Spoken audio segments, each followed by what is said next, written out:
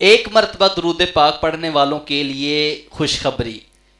یہ حدیث مبارکہ آپ سنیں گے تو آپ اپنے اوپر ندامت بھی محسوس کریں گے کہ یار میں نے سرکار کی یاد میں ایک وقت کیوں نہیں گزارا۔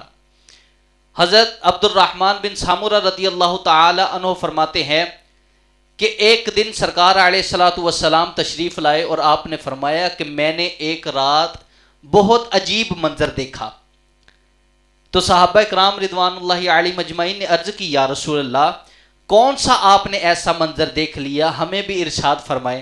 سرکار علیہ الصلوۃ والسلام نے ارشاد فرمایا میرا ایک امتی جو پل صراط پر کبھی چل رہا تھا، کبھی گر رہا تھا، کبھی لٹک رہا تھا، اس نے ایک مرتبہ مجھ پر درود پاک پڑھا تو سرکار علیہ الصلوۃ والسلام نے ارشاد فرمایا کہ میں نے اس کا ہاتھ پکڑ کر پل صراط پر کھڑا بھی کیا اور فرمایا میں نے اس کا ہاتھ پکڑ کر اسے پل صراط بھی پار کروایا۔